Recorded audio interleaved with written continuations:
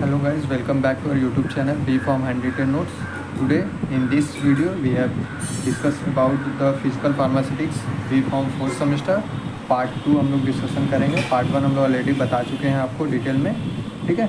अब पार्ट 2 में जैसे जो हमारे टॉपिक है, पहले जो टॉपिक है हमारा ये प्रॉपर्टीज़ ऑफ कोलॉइड है, ठीक है। इसमें हम आपको अच्छे से डिटेल में बताएंगे, ठीक है। तो स्टार्ट करते हैं वीडियो को। पहला हमारा है ऑप्टिकल प्रॉपर्टीज़ ऑफ कोलॉइड, ठीक है। ऑप्टिकल प्रॉपर्टीज़ ऑफ कोलॉइड में पहला कौन सा हमारा टिंडल इफेक्ट, ठीक है। टिंडल इफेक्ट क्या होता है?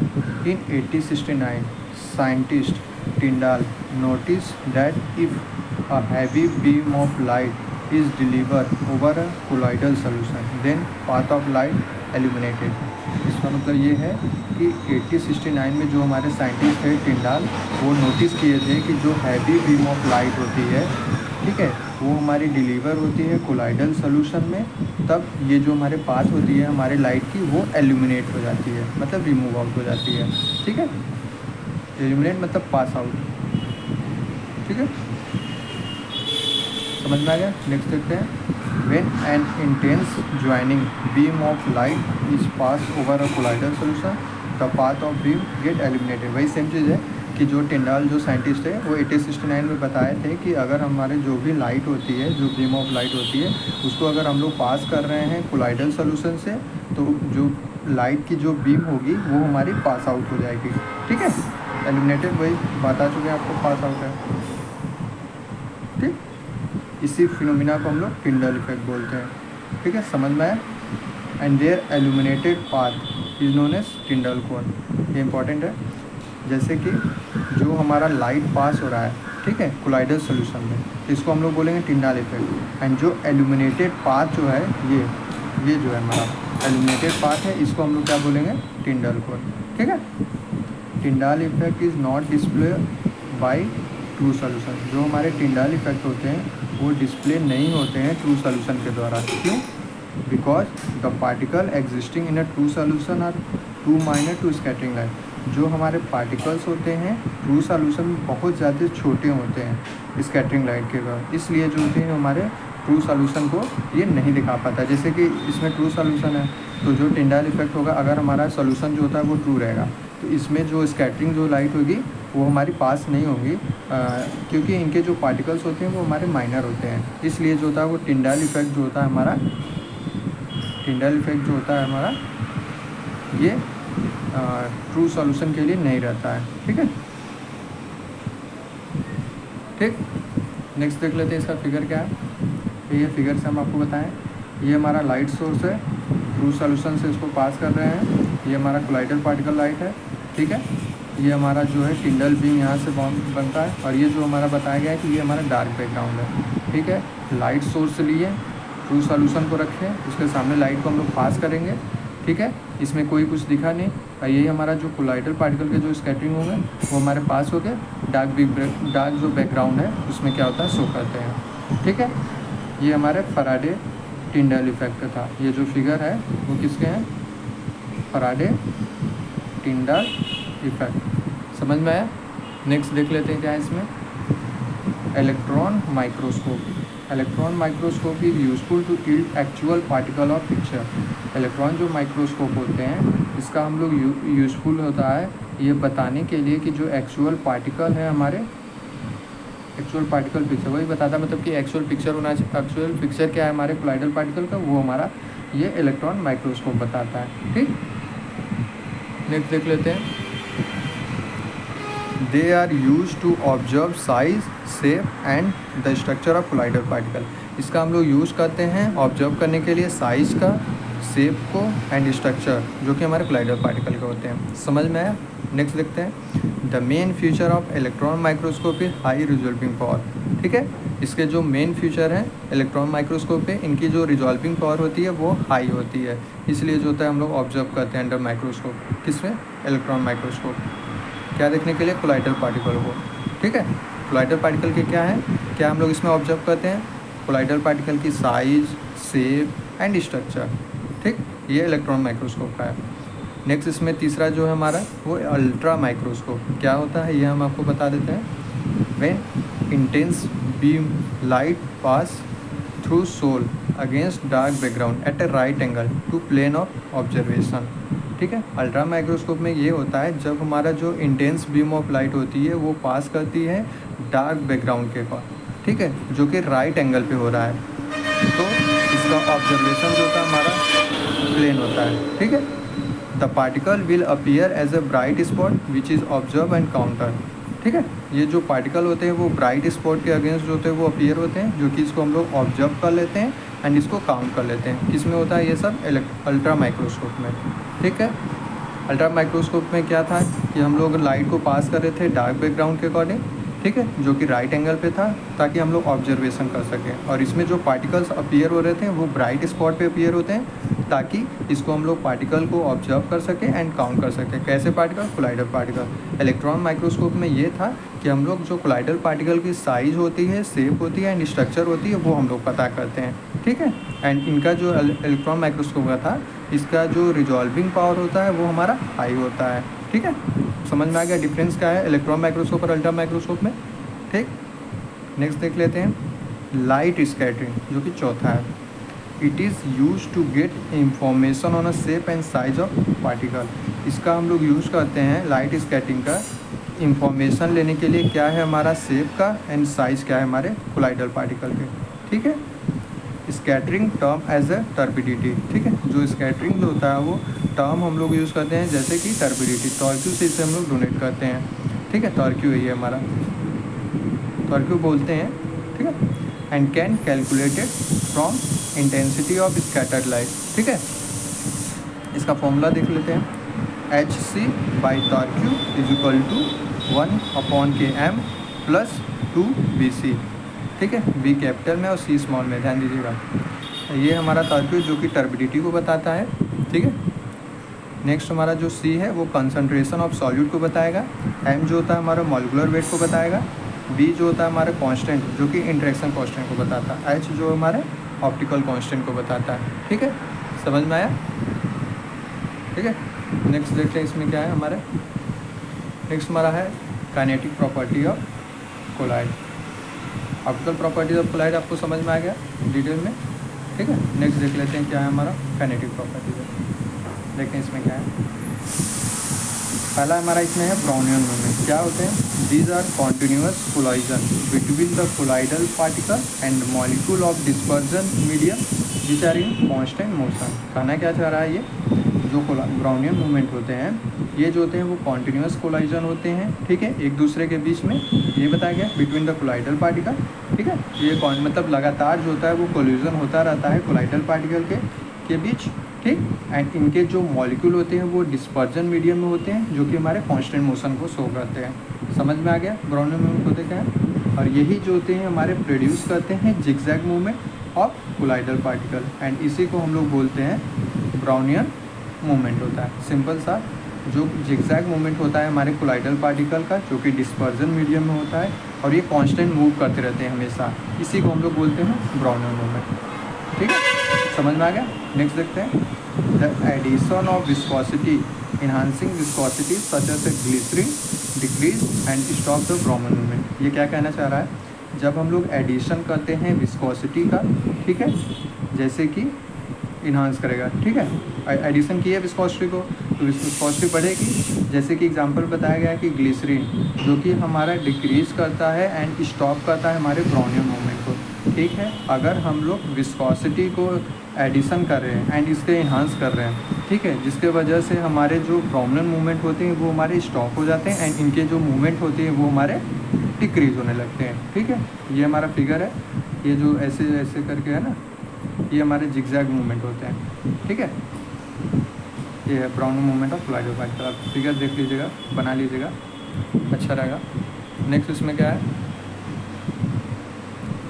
डिफ्यूज़न है। ठीक, क्या होता है डिफ्यूज़न आपको बता देते हैं। पहला है the particle of diffuse from region of high concentration to lower concentration until the concentration of system is uniform. कहना क्या चाह रहा है?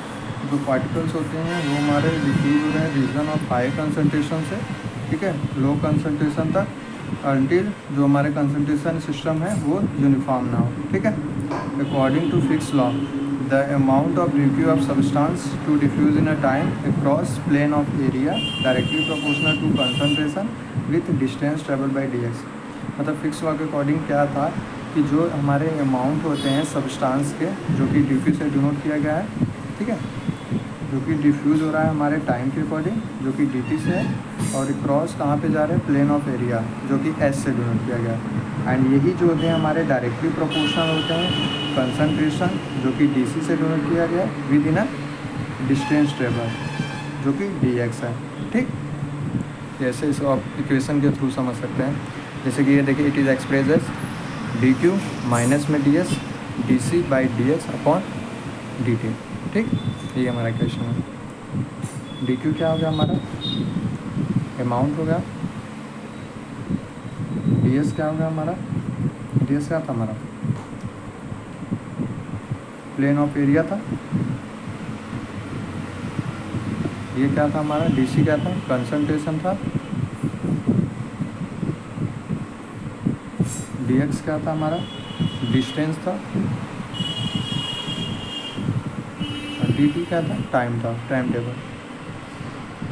टेबल है ना।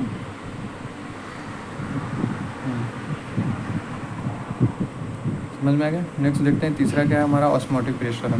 द ऑस्मोटिक प्रेशर, जो कि पाई से ढूंढ किया गया है, of a dilute colloidal solution is describe by van't Hoff equation.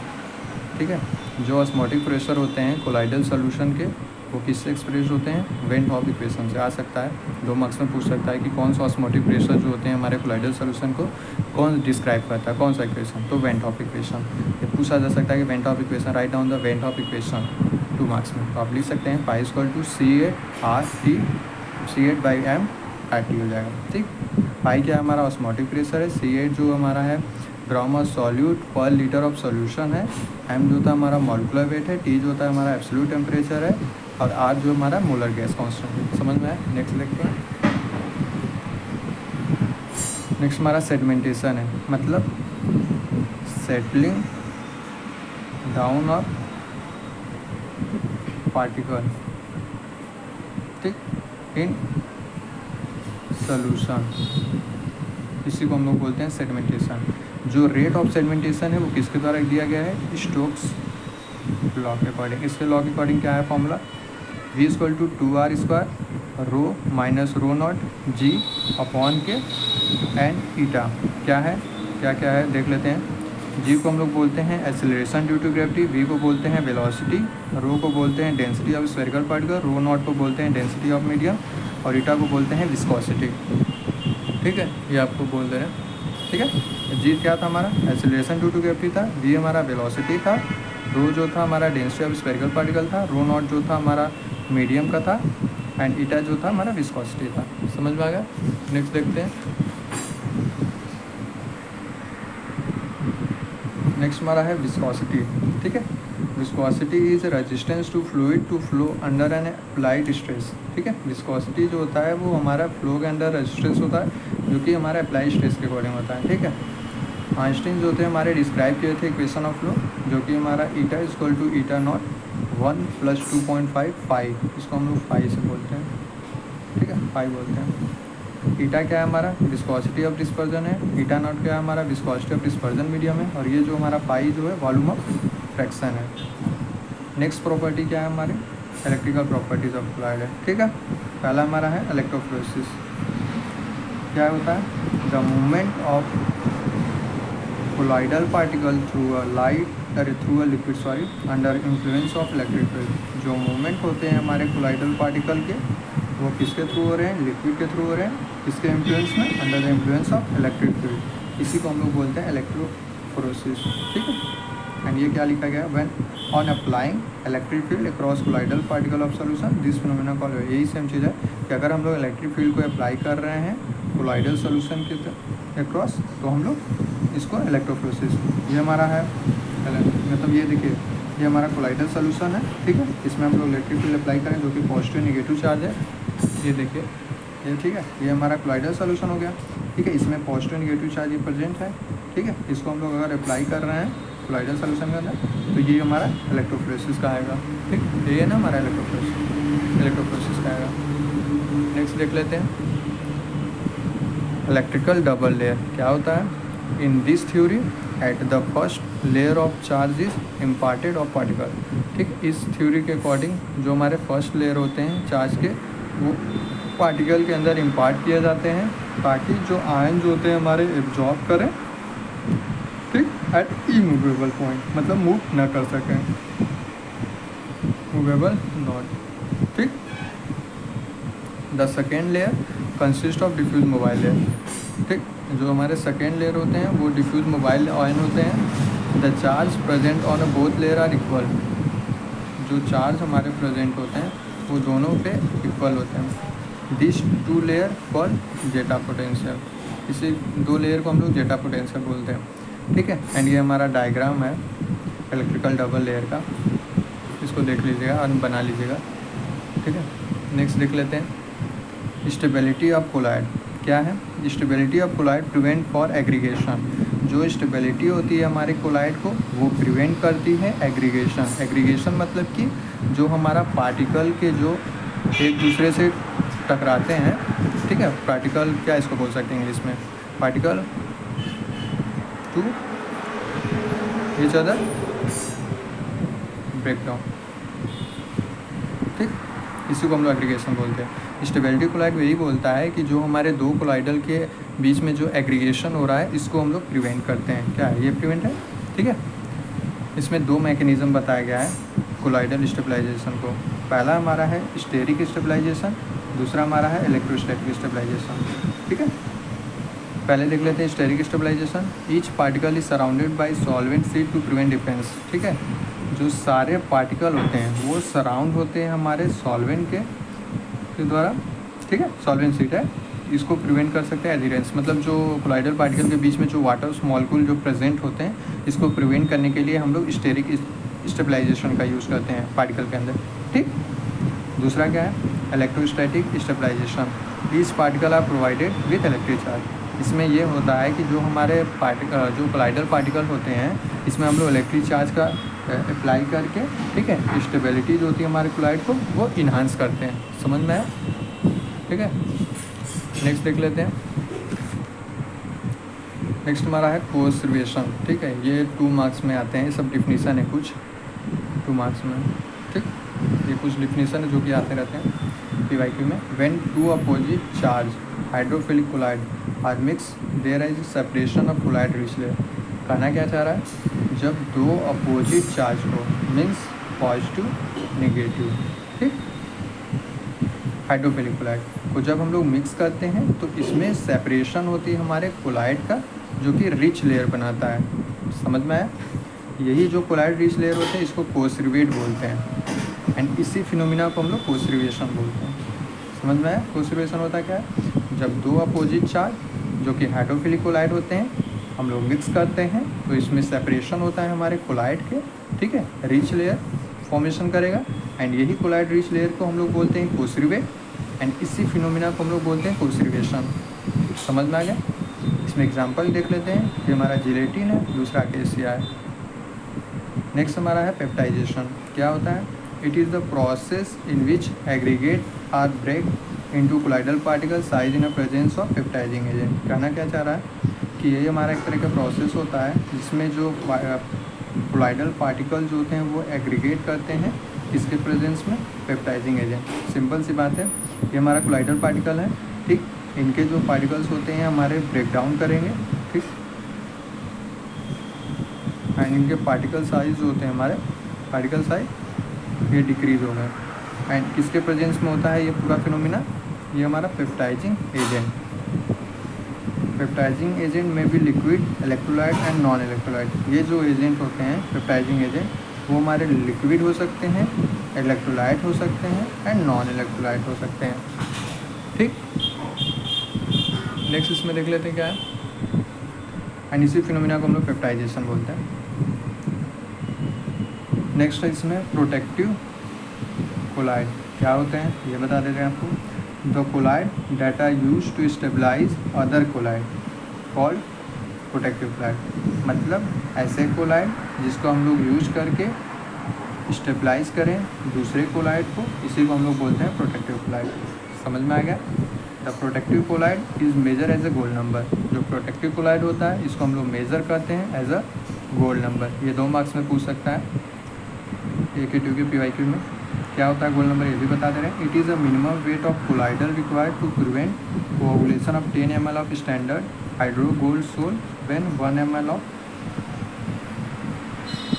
10% NaCl solution is added to it. ठीक, यही है। इतना बड़ा लिखा आपको जान रहे समझ में नहीं आएगा, देखते हैं हम आपको शॉर्ट में बता दे रहे हैं। ये एक तरह का मिनिमम वेट होता है कोलाइडल का, ठीक, जो कि रिक्वायर्ड होता है प्रिवेंट करने के लिए हमारे कोआगुलेशन को, ठीक है, जो कि स्टैंडर्ड हाइड्रोजेल होता है 10 ml का। अब जब हम लोग इसको 1 ml ऑफ 10% NaCl सोल्यूशन को ऐड करते हैं, गोल्ड नंबर इसी को बोलते हैं। A low gold number indicate high protective colloid. जो लो गोल्ड नंबर होते हैं वो इंडिकेट करते हैं प्रोटेक्टिव कोलाइड हाई। मतलब देख ले रहे हैं, जैसे प्रोटेक्टिव कोलाइड होगा ये हमारे गोल्ड नंबर हो गए। पहला है जैसे एल्बुमिन का 0.1 गोल्ड नंबर है, दूसरा है अकेसिया का 0.1 से 0.2 गोल्ड नंबर है, तीसरा क्या है हमारा ट्रेगाकान, इसका हमारा गोल्ड नंबर 2, चौथा हमारा जिलेटिन, इसका कितना गोल्ड नंबर है 0.005 लेके 0.01 तक। ठीक है, सबसे ज़्यादा गोल्ड नंबर किसके होते हैं ट्रेगाकान, सबसे कम किसके जिलेटिन। सम इम्पॉर्टेंट क्वेश्चन देख लेते हैं जो कि AQ PYQ में पूछे हैं, इसी के अकॉर्डिंग हम क्वेश्चन बनाए हैं, देख ले रहे हैं। 2 मार्क्स से क्वेश्चन सारे हम ये डिस्कशन कर चुके हैं। सारे जो ये सब क्वेश्चन जो आपको दिख रहे हैं ना, ये जो जितने भी क्वेश्चन है 10 मार्क्स के, 2 मार्क्स से एंड 7 मार्क्स से, सारे हम इस अपने नोट्स में लिखे हैं। आप उतना ही लिखिएगा जितना हम लिखे हैं, आपको अच्छे मार्क्स मिलेंगे, ये वादा है मेरा। पहला है क्वेश्चन डिफाइन कोलाइड, ऑलरेडी बता चुके हैं। दूसरा है हमारा डिफाइन करने के लिए कोसर्वेशन पेप्टाइजेशन, ऑलरेडी डिस्कशन कर चुके हैं। तीसरा हमारा define protective colloid, gold number, ये भी बता चुके हैं। चौथा हमारा write optical kinetic electrical property of colloid. इसमें बस आप मतलब जो प्रॉपर्टीज़ होती हैं ऑप्टिकल की, काइनेटिक की एंड इलेक्ट्रिकल, वो बस मेंशन कर दीजिएगा। ठीक है, इसमें एक्सप्लेन करने की कोई ज़रूरत नहीं है। Explain about stability of colloid, इसको बता दीजिएगा। स्टेबिलिटी यही है, जितना पॉइंट बताए हम आपको ये यहाँ पे, ये है ना स्टेबिलिटी ऑफ कोलाइड। इतना जितना है दो मैकेनिज्म के स्टेरिक और इलेक्ट्रोस्टैटिक स्टेबलाइजेशन से स्टेबिलिटी करते हैं हम लोग कोलाइड का। ठीक, ये बता दीजिएगा। नेक्स्ट हमारा 10 मार्क्स क्वेश्चन क्या है, पहला है explain in detail about properties of colloid. इसमें सारा प्रॉपर्टी बताना है आपको, इलेक्ट्रिकल भी बताना है, ऑप्टिकल भी बताना है एंड काइनेटिक भी बताना है। ठीक है, तीनों को अच्छे से डिटेल में आप समझा दीजिएगा। नेक्स्ट हमारा 7 मार्क्स क्वेश्चन देख लेते हैं। यही है, 3 क्वेश्चन है इसमें आपको जैसे बताना होगा कि write a short note on electrical property of colloid, write a short note on optical properties of colloid, write a short note on kinetic properties of colloid. ठीक है, आज के लिए बस इतना ही।